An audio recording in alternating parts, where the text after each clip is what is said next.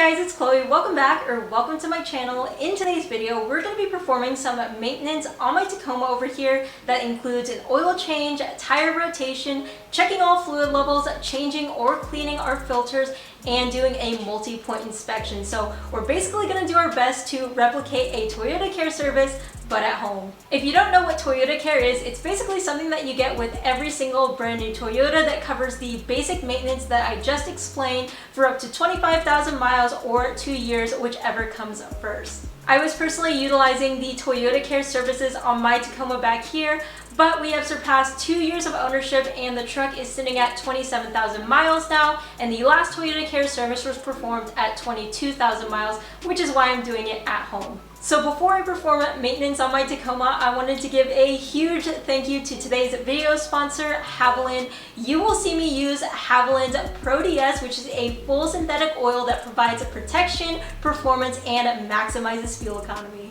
So now let's get into the maintenance, but first I'm going to show you guys everything that I'll be utilizing. I'm going to make sure to timestamp this video so that you guys can skip around if you're only looking for a specific thing. But in this part of the video, I'm going to be showing you guys kind of the biggest things that I'll be using today. First off, for my truck's oil change, like I said before, I'm going to be using Havoline's ProDS Lifelong full synthetic oil. The oil weight for my Tacoma is 0W20, and when I change my oil, I'll explain to you guys why I went with Havoline. And what's great is that you can find these 6-quart boxes of Havoline exclusively at Walmart or on walmart.com. Along with other things needed for the oil change, I also picked up a genuine Toyota oil filter kit from sparksparts.com, and I have a 5% discount there for any OEM Toyota part. I also have a gasket for the drain plug, an oil filter wrench, a funnel, and if you've ever changed your oil, you'll know that you'll need gloves. That is a definite must-have, so I have a couple pairs here. I also have a ratchet and a couple of different sockets, which I'll show when we're actually changing the oil, and I also have a drain pan. Since we're also going to be changing filters, I have a genuine Toyota air filter here, also purchased from sparksparts.com. And I have the TRD cold air intake kit, which has the TRD filter that only needs to be cleaned and doesn't need to be changed. So I have this K&N cleaning kit for it. Ideally, I would use the genuine Toyota TRD cleaning kit, although this was given to me as a gift, so we're gonna just use that today. I've got a torque wrench since we're going to be rotating tires as well as unbolting and then bolting things back. And then I also have this multi-point inspection form. This is actually a form that you get back when you finish a ToyotaCare service, and I'm going to be using it to make sure I don't forget anything and so that I just have a record of when I did the service, and I can just keep this in my truck along with all my other service forms. Something that's also good to follow is this warranty and maintenance guide. Now this should come with your Tacoma when you get it new, and when you go to the maintenance section, you can flip to a page that has a maintenance log and basically a checklist of everything you need to do at the 5,000 mile intervals. So I'm at 27,000 miles, which I guess I'll treat as 30,000 miles because I did have my 25,000 mile service done by Toyota. The only things on this checklist for my specific mileage that I'm not going to be doing today is lubricating the propeller shaft, and because I do a lot of off-roading, it's also recommended that we replace the transfer case oil. I'm going to be doing those services in a different video, but I just wanted to show you guys that you have this in your Tacoma and you can follow it. The last kind of big thing that you're going to need is a jack. So I'm using my Pro Eagle jack, and I'm also going to be using some jack stands. And this is because, like I said before, we're going to be rotating the tires. So we're going to start off with the oil change, and the very first thing I like to do is prep. So I have some cardboard to keep my garage clean, and I also have my drain pan. Now I also have a skid plate, if you didn't notice, specifically the TRD skid plate, which came with this instructions card that tells you how to remove the access panel and stuff like that. So I will have an extra step when I'm changing my oil, and if you don't have a skid plate with an access panel to change the oil filter, you might have to remove the skid plate.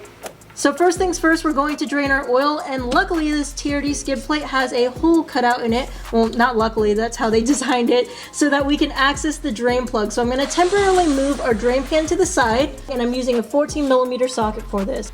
Okay, whoever did this last did a good job because I need to use a breaker bar.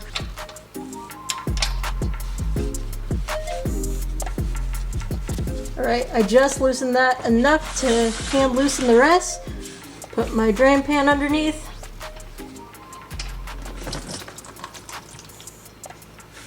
As you can see, this oil is pretty dark, and that's because it hasn't been changed in about 8,000 to 9,000 miles, so it's quite oxidized. Now with this synthetic oil, I believe Toyota recommends that you only need to change this every 10,000 miles, I believe. Although since I'm going to be doing my maintenance from now on, I'm just going to do it every 5,000 miles since I need to rotate my tires anyways. So while we let that finish draining out, it's almost done. I'm going to clean up this bolt and change a glove. Also, I like to have the cardboard there because it gives me a good place to put the drain plug when I take it out. And the same is also going to be true for parts of the oil filter.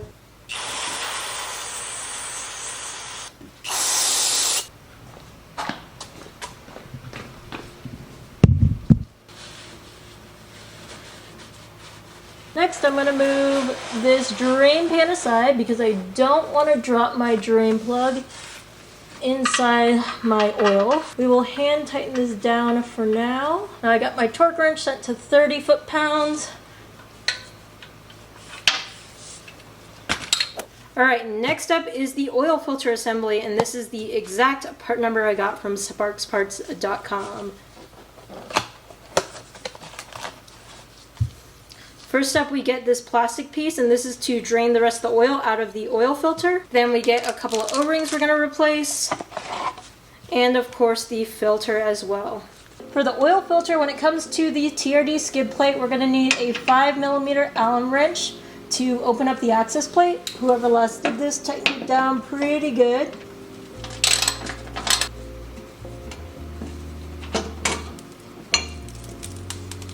Oh, lots of sand and sediment coming off my access plate. Wonder why.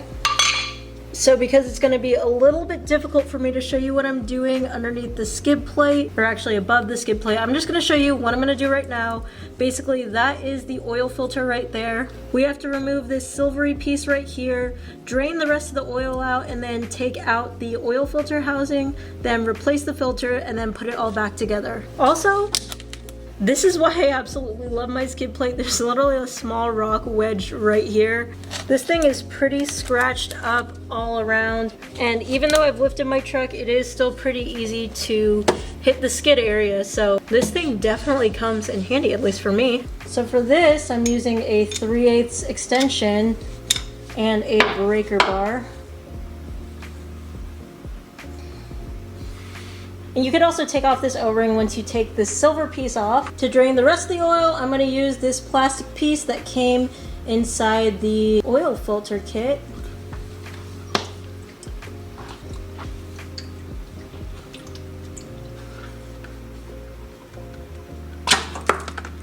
Just a fair warning, this little plastic piece is the hardest to get in and the hardest to take out.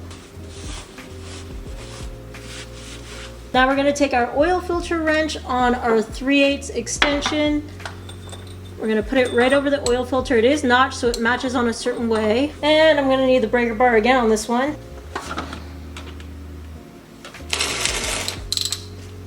Once I can loosen it by hand, that's exactly what I do.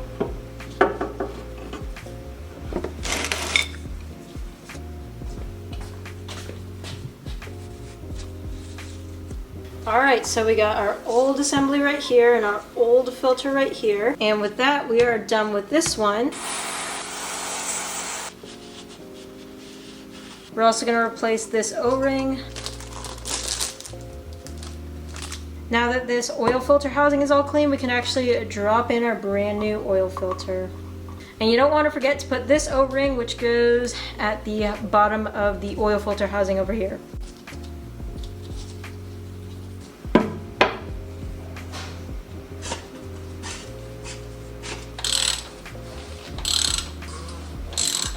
Lastly, we're going to put our little silver piece inside our oil filter.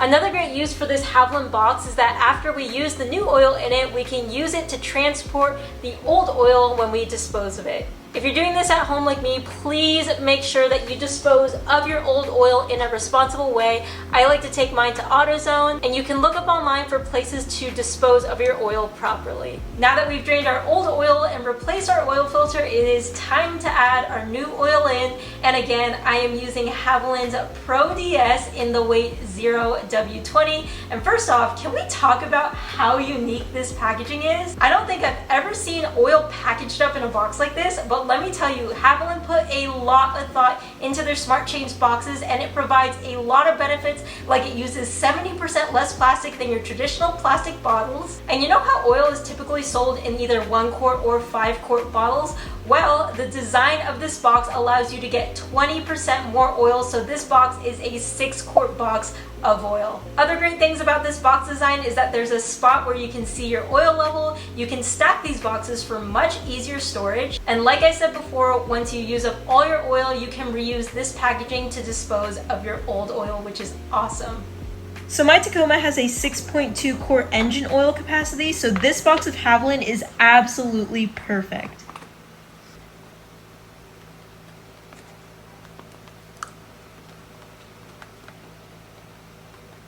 You know what's nice about this box is you get a glug-free pour. Also, if you'll notice on this box, this oil is Dexo certified, which is an OEM claim from GM, and that's one of the highest claims you can get for an engine oil. That basically means it's gone through a lot of testing to prevent low speed pre-ignition and controls turbo deposits and oxidation, so that you know you're getting the maximum protection and performance when using this oil.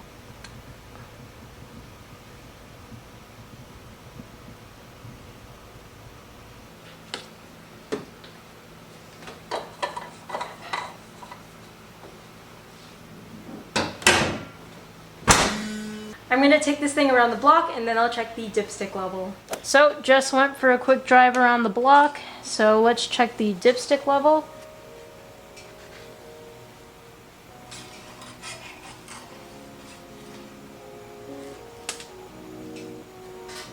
So I'm not even sure if you guys can tell on camera, but at least with my own naked eyes I can tell that the level is right between the 2 dots, which is exactly what we're aiming for, so that is great.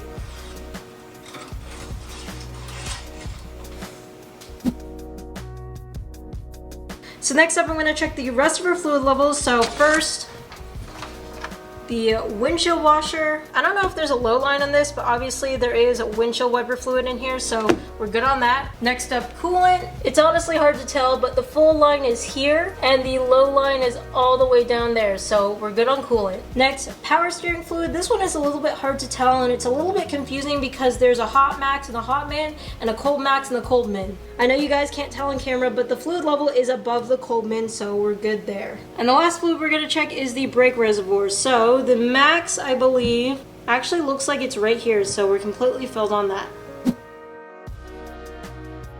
Alright, next up, time for our cabin air filter change. So the cabin air filter is located on the passenger side and inside the glove box. And you're gonna have to remove this plastic piece basically by just pressing up and pulling it out. And we're probably gonna wanna blow out this piece too, because it does look a little bit dirty. And here is our super disgusting air filter. So this is the part number for the genuine Toyota air filter, the cabin air filter. And we're literally just going to put this in where the old gross dirty filter was. So it has a label for which side is up and which way it goes in. So pretty easy to follow. Then we're going to put this black piece, which I blew off, just back in here, and I believe it just snaps in. And in terms of the cabin air filter, that is it. So I've got the TRD cold air intake system, and that system comes with a custom TRD filter that you're not supposed to replace, but you're supposed to just clean. So if you don't have a reusable filter like this one, obviously you would just drop your new filter in. But to clean this one, the first step I'm going to do is I'm going to vacuum out both sides. Next, we're going to use this K&N air filter cleaner, and we're just going to spray that on both sides.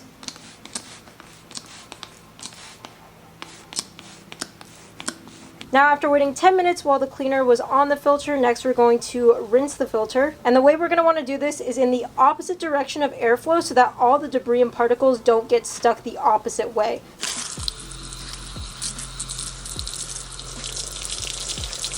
And since I'm not using a sink to do this, it's hard to see the color of the water, but it's running clear now, so I'm going to stop. The last thing we want to do with our TRD filter is oil it. So I'm going to spray a layer of oil.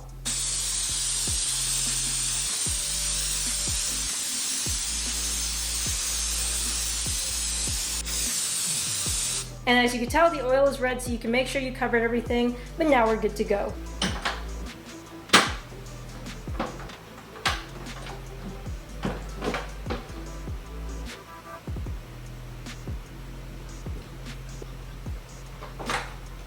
Now our engine air filter cleaning is done. So next up, we're gonna rotate our tires, and kinda in between rotating those tires, we're also gonna check our brake linings. If you guys have watched the channel religiously before, you'll know that my absolute favorite jack for both off-road and in the garage is my Pro Eagle jack. In fact, I love Pro Eagle so much that I actually have two of their different jacks. I have the 1.5 ton jack, which I actually just keep in the back of my truck for off-road emergencies, and then I have this 2 ton jack, which I just keep in the garage for projects like this. Also, if you have a lifted truck, Pro Eagle is the way to go. Just remember, if your truck is lifted enough and you get a flat and you only have the stock jack, you may not be able to change your tire.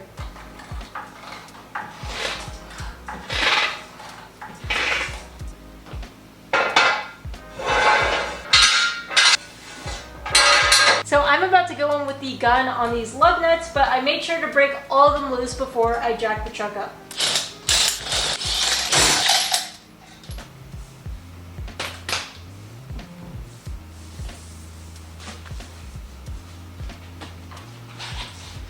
So first, on the front passenger side, we're going to measure the brake pad thickness using a pair of calipers. I believe the ToyotaCare sheet says anywhere from 7 to 12 millimeters in thickness is good. And we're getting about 8.6 millimeters for passenger front.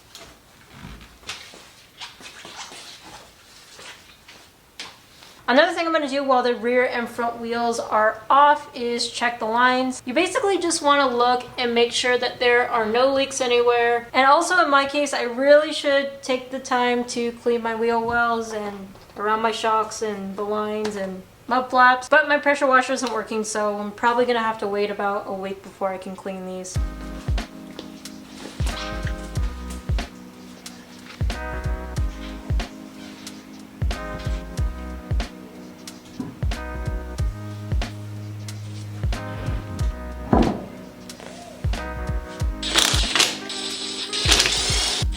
Alright, something I'm really bad at but I'm working on is slowly lowering the jack. In the Pro Eagle, it's a little bit difficult to slowly lower it so that the vehicle falls gracefully, so let's see what I can do.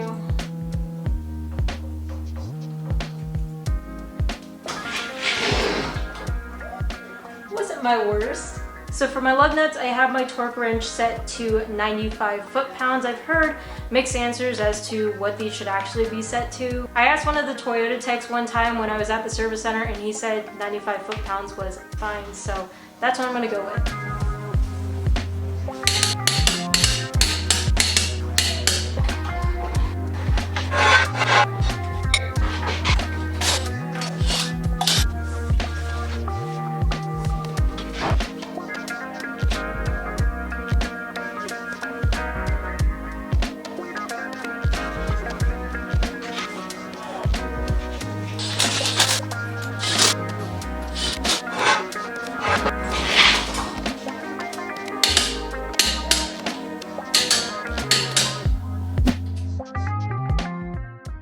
Another thing we want to do on the tires is check the tire pressure. Now, this is a little bit redundant for me because I literally just changed the tire pressure yesterday when I was going off-roading, because I usually air down the trails and then air back up. Although I expect my tire pressure to be somewhere around 30 because I think I filled them up to like 31 or 32, but that was in Arizona when it was like 108 degrees. So let's see. So yeah, they're a little under 30. They're about 28 and a half or 29. I believe if you have this stock tires, you should fill them to 30 psi. I ride more comfortable around 32, 33 psi, so I might fill this one to that, but this is not that low. The next thing we're going to do is measure tread depth on my BF Goodrich KO2 tires. Now, the one tool I don't have is a tread depth gauge because I don't change my tires often enough, and this is my only vehicle, so we're going to have to go the old school method and use a quarter. This is a little bit crude, but we have about a third of the quarter covered, which means I still have a lot of tread life on these tires. I'm trying to do my best here at home and I want to be as accurate as possible, but I don't have all the tools I need. And the reason I'm a little bit more lax on this measurement is just because visually you can really tell that, yeah, these tires have miles on them, but they still have a while to go. But if you're following along and more concerned about this, a tread depth gauge is the way to go. So that's all I have for today's video. Thank you guys so much for watching. I know we covered a couple of big things like changing the oil, rotating your tires, checking fluid levels, but I also want to mention that there are other things that you should also check when you're inspecting your vehicle. You want to make sure you cover the basics like your horn operation is correct, all your lights work, your hazard warnings, your turn signals, your brake lights, make sure that the parking brake works. Check for proper insulation of the driver's side floor mat. I think Toyota one time got in a huge lawsuit because of that. And then make sure you do a thorough inspection both under the hood and underneath the truck. Make sure that there are no suspension leaks, there's no fluid leaks, all the belts don't look cracked, all your hoses don't have cracks, damage, or leaks, and also things like making sure your battery has no corrosion. So I hope this video helps. Feel free to subscribe if you want more maintenance videos like these for my Tacoma. Also, again, big thanks to Havoline for sponsoring today's video. Be sure to check out Havoline's ProDS full synthetic oil if you're looking for a great oil for your Tacoma and you want protection, performance, and better fuel economy. Thanks again for watching. Feel free to follow me on my Instagram at ChloeKuoTaco if you want more content, and I hope I'll see you in the next video. Bye guys.